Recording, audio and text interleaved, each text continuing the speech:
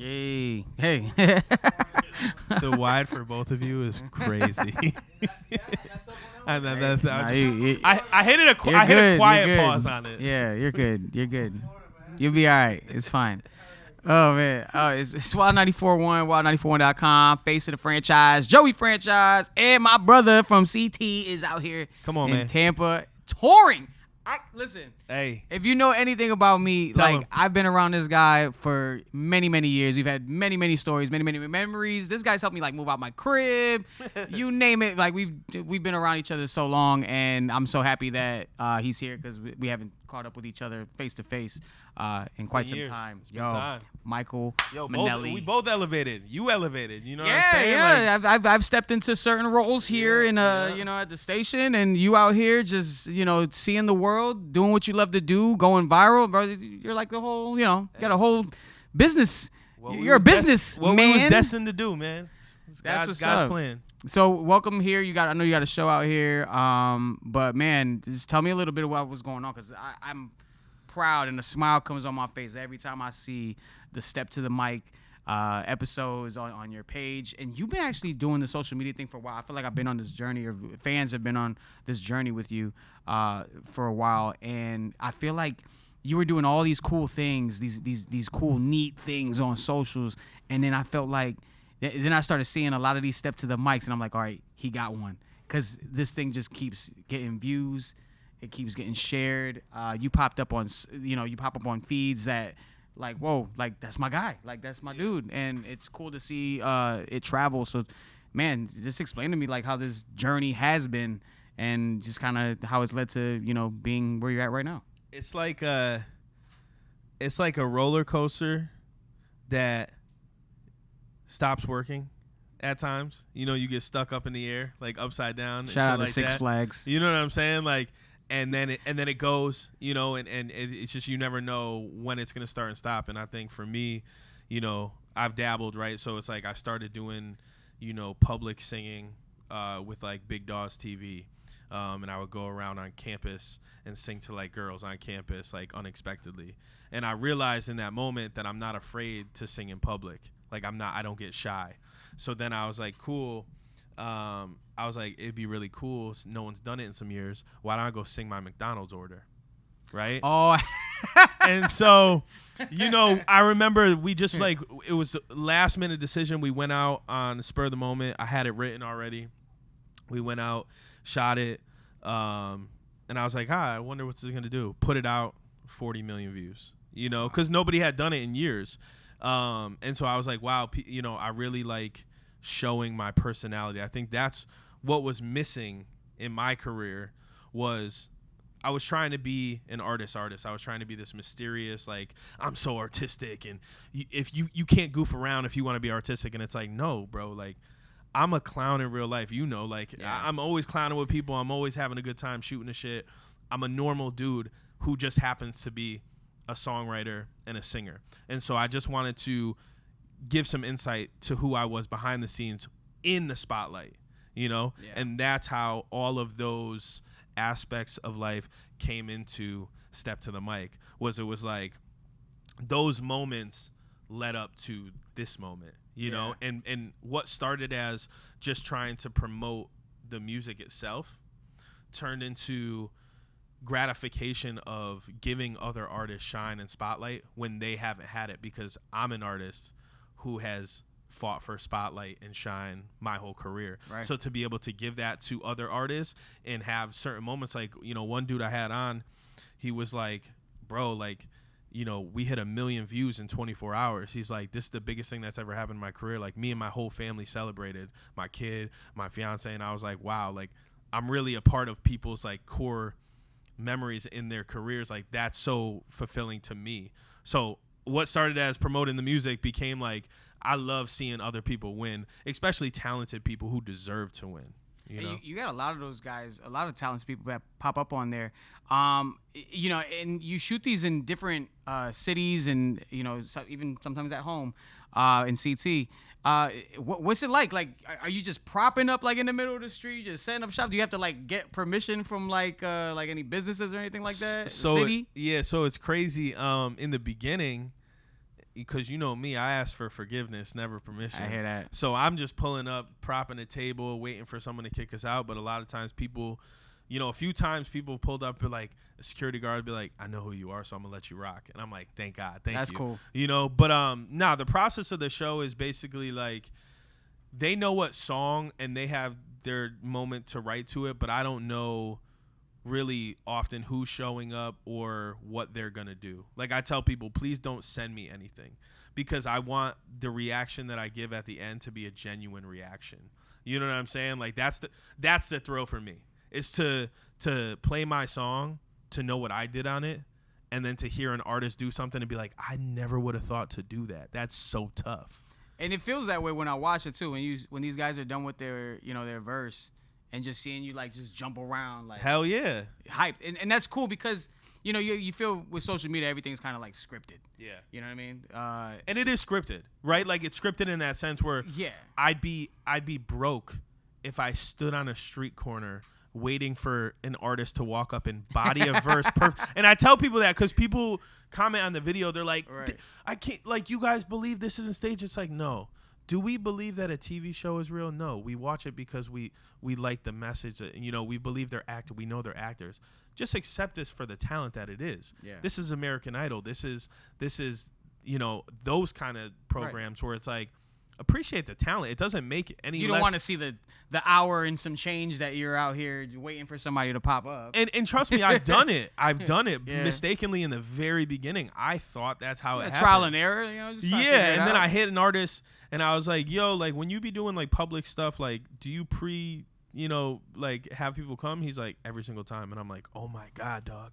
I thought you were really going out there and just, and so, but it's like, bro, like dudes is too busy and our lives is too complicated to do that and just pray to God. And you can only sing your version so many times. And we spoke off mic. Actually, I asked you, like, how are you, with these guys that have the verses that are already pre-done, have some of them freestyled it, like, cause explain to me too how that process is when these guys are they step up to the mic. So most times they have a verse written. It might not even be a verse written for the particular song, but it matches the BPM or they can fit the cadence to it. But yeah, most time, like I think one person has like freestyled and it was trash. And that's like freestyling is a very unique art form. And there are very few people on this earth that can and even less singers. You know what I'm saying? Like to put together a really good verse is not easy. And I want you to shine. Like I don't want you to half-ass anything on the show. So it's like, bring me your best. I always say that. Bring me your best. Like that's what I want to hear. That's dope. Now has there ever been an issue at any of these the spots where you film at or anything like that? Has there ever been a place that's giving you a rough time or anything? You travel a lot and do these spots like in LA, Tennessee. So I've gotten kicked out of a few places because I sing really loud. So like like managers of the building like in New York City will come outside and be like, you can't be screaming. Wait a minute. So there's like a full-on speaker and people are just hearing all this. It's or just so I do it live, right? Yeah. But so just like your headphones, everything. Yeah. So what the people are hearing are just us singing a cappella. But a lot of people are soft. I sing at the top of my range, and I'm a power vocalist. So like you could hear me 2 to 3 blocks down in New York City when I'm singing. There's probably been like 3 or 4 artists on the show that like match that power. Most are quieter, so it's easier to do that. But yeah, we found that now we have to pull permits, to be able to shoot just so we don't run into issues. But now you got a team that can handle it. Yeah, got a team and just got like a good support system around me who like believes in the show and sees what I was doing and where we could take it and stuff like that. So it's been really cool to be able to like go into this different lane because I've been an artist a long time and working and I think now seeing the business from the opposite end where it's like I'm also an outlet for other artists and labels to be able to like put on for them and get their artist exposure. And we've done it time and time again. I think we're we're over 300 million views, you know, since November. Wow. So it's a rapidly growing, like we just started the Step to the Mic TikTok. We started a separate TikTok for Step to the Mic, and in 2 months it's at 720,000 followers. Oh my God. You know, so like we're doing it. Oh, you're cooking. And we got the formula, and I think people just appreciate, you know, number one, hearing me sing and hearing the songs that I write, because these are all my original songs, and then hearing an artist's perspective on it, because they're so unique. So many people you see walk up, you're like, I don't know what the hell this person about to do, but I gotta stay and watch. And I think that's what it is. It's like the street version of American Idol. That's really dope. That's a really good way to put it. We're here with Mike Minelli, man, and mind you, you know, for fans that you know are you know hip to you and what you got going on from the Step to the Mics and just the music in general. I mean, bro, you've been at this for a long time, like you alluded to, and you know, I've watched it grow from the beginning. I mean, I remember when you were. This guy's like a Swiss Army knife, bro. Like, this guy does everything. Like, you were in my mind back home, like CT's best kept secret for music, or I just say not even just CT, just like music game in general, like a best kept secret. I appreciate Great that. vocalist. My man could dance. And then, you know, you name it, right? Everything. You also were in a group before. So just a little background about you. So you were in a group before. Now, you were in the dance group, or you were with the Goonies before? I was. Which one, or at the same time? I started off in a dance group called E3. And that's when, like, you know, I'm talking like that's when America's Best Dance Crew was out. You know, 106 in Park, Showtime at the Apollo. Like, we won all those things in a short amount of time. And I realized, like, I was good at dancing, but I didn't love it. Like, I didn't have the pet. Like, I didn't want to go to rehearsal. And when I knew I didn't want to go to rehearsal, that's when I was like, I got to pivot. I got to get back to the singing, but dancing was just working at the moment. Yeah. And so then I got into a group called the Goonies with Juice, who is now in L.A. working with, what's his name? Why am I blanking on his name? Our guy? Huh? Our guy? No. He works with it's a rapper. Why the hell Blueface? It's not the rapper Blueface. He had an album where the lips were blue. Oh, Schoolboy Q. Schoolboy Q. Yeah. Yes. So he works with Schoolboy Q and like all those guys now. He engineers all their stuff. Wow. Yeah, lives out in L.A. Super happy for him. Talk to him all the time. Like, that's my guy. He was a rapper. I was a singer. We formed the Goonies. It was like a band. And we were making some noise in CT, you know, but just like anything, like as artists, you grow and evolve. And he wanted to do more production, and I wanted to be a singer. I wanted to get more I wanted to learn my voice more. You know what I mean? Like, really define my voice. And so we parted ways, and that's when my journey as a solo artist started. And I mean, one of the first things I ever did as a solo artist was freaking the Aman song. What? Yes, because I remember they hit me. Ricky Tan hit me. Yeah. Shout out Ricky Tan. That was the first one? Bro, Ricky Tan hit me. He was like, yo, I want to get the Goonies on this. The Goonies, Jitta, Jigs. Yep, I remember that. And day. I was like, we were at a skate park. The Goonies are no more. He's like, would you do it? And I'm like, well, shit, yeah, let's run it. And that was my first, like, thing as a solo artist. Was that Did moment. not know that was the first one. Yeah. That's crazy. Yeah. So I was in that video too. Yeah, you were in that video. So awkward like as hell, but I was in the video. That was a big moment, and like people still hit me about that. And I'm like, geez, Louise, like it's crazy how something can live for so long, you know, in CT. But yeah, man, been at this for a bit. And really, you know, I've been in the gym. That's what I tell people all the time. Like, I didn't skip any steps. If anything, I doubled up on the steps, you know, and really learned my craft and worked on it. And I think today, in today's society with social media, it's like people are quick to put it out before it's ready. Yeah. You know, and I spent years behind the scenes working without releasing music. Like, I worked on music for like 2-3 years before I ever put a song out. Yeah. Just because I didn't feel like I was ready. My voice wasn't ready, you know? So I started with the covers. That's why I was putting a lot of covers out. Yeah, because I knew I could sing hit records. I knew I couldn't write them yet, you know? So let me show the world that I could sing them, and if they pair me with somebody, I could do it. But otherwise, I'm not there yet. I'm not ready. And it's okay to say you're not ready, you know? What was interesting too in your early career too was the connection to Ray Allen, which was Yes. really cool.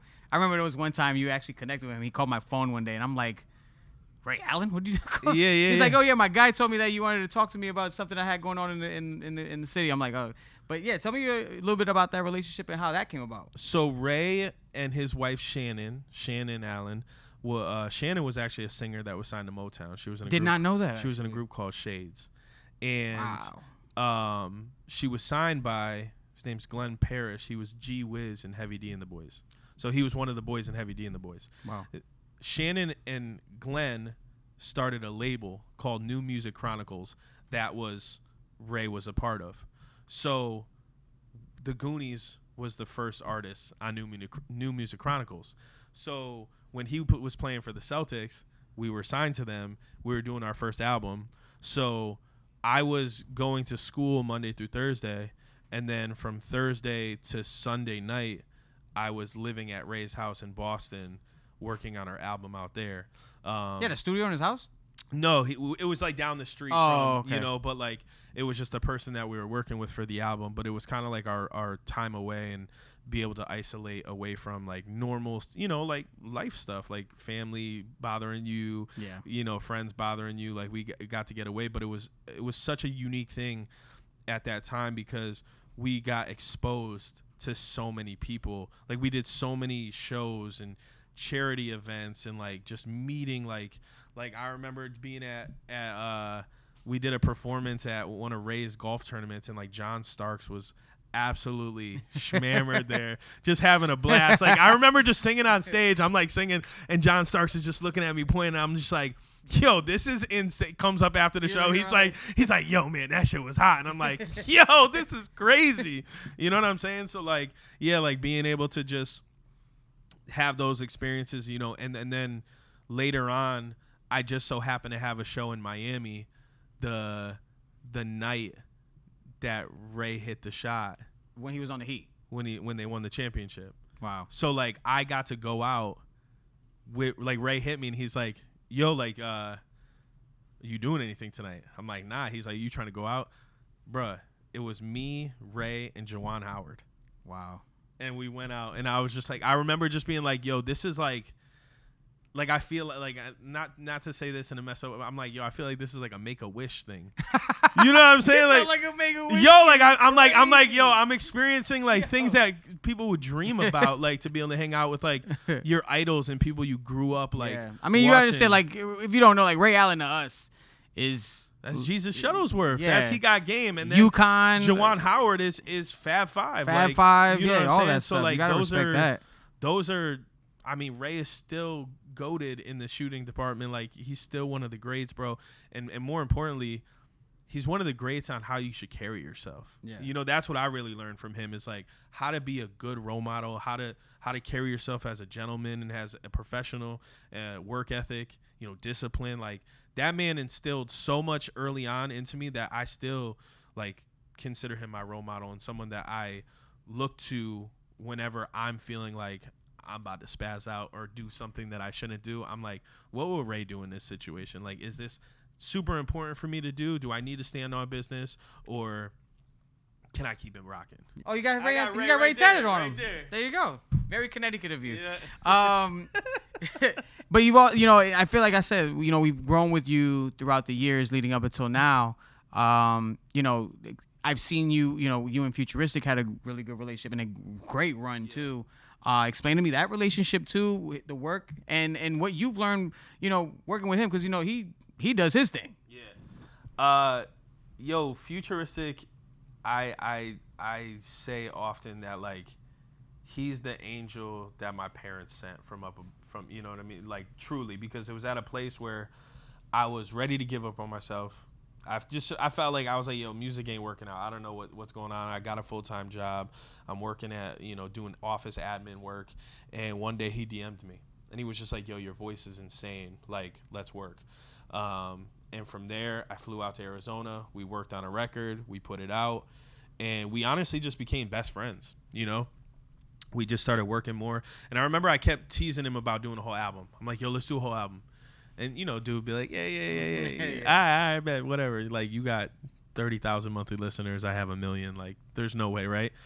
I created damn near the whole album and sent him the album with just open verses. Oh my God. And he literally called me and he was like, dog, there's like, these are all heat. Like, this is the easiest job in the world. I just have to put, 10 verses on and he's an animal. He wrote, I think it was 7 verses in 3 hours, And so like, that was really the start of the run. And then just from there, we just became really close. And I just really started picking up a lot of game as an independent artist, because you think, right? You're like, the only way to make money is a major label. Yeah. And the only way to do it is if you're making millions of dollars or doing all these things. And it's like, he really showed me the ways, all the different avenues you can make money as an independent artist and provide for your family and live. He's been doing this a long time, and he has a lot. I'm not going to give his business out there, but he's done a lot better than a lot of these major label artists have done, because he's smart with his money. He's a businessman. Before we wrap, I mean, you talked about, a time where you had, where you thought this wasn't going to pan out. The music thing wasn't, working, or you felt like you were just hitting maybe a wall or a ceiling. How do you talk yourself, or what advice do you have for anybody that feels like they are hitting a ceiling or a wall? What advice would you give them to come up out of that and just kind of change that whole mentality? I think there's so many variables that go into it, because like, it's like, what's triggering that feeling, right?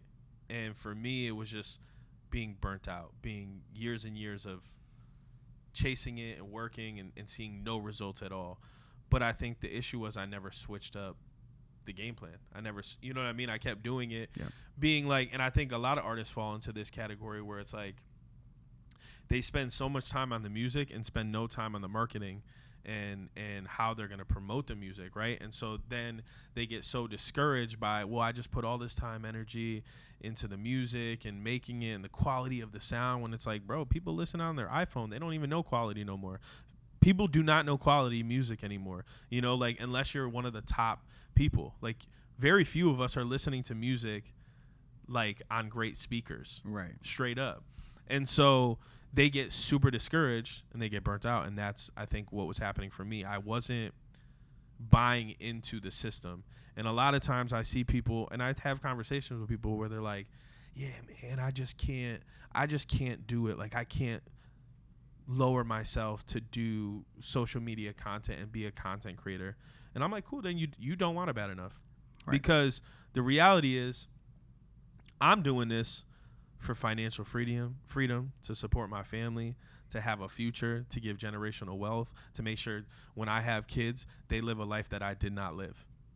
And you make sacrifices as a parent. So you mean to tell me that you make music, you're not down to be a content creator, but you're down to go get a 9-to-5, something that you really don't love to do, or you're down to do a third shift job, or, you know what I'm saying, for an hourly rate that you don't feel like you're that's good enough for you, but you won't go turn your phone on and shoot some content. To me, that's a skewed vision and way of thinking, right? Like me, I'm a try everything. I'm a go to the wheels fall off. Bro, I've said yes to everything. That's another thing, is not to go off on a tangent, but to go off on a tangent. People don't have the drive no more to take risks. Yo, people are like, will say this and that. You know how many free shows I've done? You know how many times I've showed up to do things that fell through, and I'm like, damn, that was a complete waste of my time. But if you never showed up, you wouldn't know. And then there's times where I've won, and I'm like, look at that, bro. I drove 6 hours for 15 minutes, and that shit worked. And it introduced me to this person, which then spawned to this. It's like, bro, like, people just want to hand it to them now. Gotta break some eggs. And it's like, you really got to put the work in, bro. You really, really do. And the reality is, not everyone's going to make it. And you got to live with that. If you believe, keep going. And at some point, everyone does have to hang it up. You know what I mean? At some point, life will swallow you up and overwhelm you financially and just being an adult. Yeah. Bro, I lived in, my car, my friends' parents' basements, like 3 bank accounts all negative. You know what I'm saying? To chase this dream, but because I believed so much in myself, and I knew if I kept working, it was going to happen. And I was afforded the ability by my friends' parents in my car to continue to chase that dream. That's not for everybody. Yeah. And it just so happened to work out for me. And who knows? Bro, I'm not set for life. You know what I'm saying? Like, I'm doing it now. I'm trying to set myself up for life. But, like, what happens in 10 years? Right? And that's where Step to the Mic comes, and these other things where I'm becoming a personality on top of a musician, where it's like now I can do hosting opportunities. You know what I mean? Now I can do brand campaigns as an influencer for speaking because people like my energy. That's all part of the forward thinking plan, and I don't think people think about, you know, they think, oh, well, I'm just going to be an artist. Cool. Well, you're not going to be an artist forever. Past 40. Yeah. Past 50, you know, you're not gonna have it. Very few artists make it past then and continue to perform actively and stuff like that. If you got a hit record, if you bust the rhymes and these other like legends that have hits, yeah, you're still requested and required to come out. But if you don't got that, nobody calling you no more. Yeah, that phone is not ringing. So yeah, man, I think for me it was just the dire belief that I had it and I could do it with the right tools and consistency. Like, I worked every single day. No matter what. I had people telling me it's not going to work out. Maybe you should do this. Maybe you should do that. Respectfully, I cut family members off who doubted me. Wow. You know, for the simple fact that I believe that much. And so, yeah, I would say just, you know, pray. Pray to God. Move properly. Be a good person. Focus on your craft. Don't feed into the hype, and be realistic. And if you do those things, you'll be put into whatever situation you're supposed to be put into at some point. That's real. Michael Minelli, my brother. Yes, sir. Step to the Mic. Congratulations on all that. You got your tour going on. Yes, sir. Come see me. Come on, man. With Love Tour, 36 cities. We are on the 5th show tomorrow in Tampa. Not sure when y'all getting to see this, but when you do, just know I'll probably still be on tour because I'm on the road for a minute. Come out and see it, and Step to the Mic at Mr. Minelli at Step to the Mic show.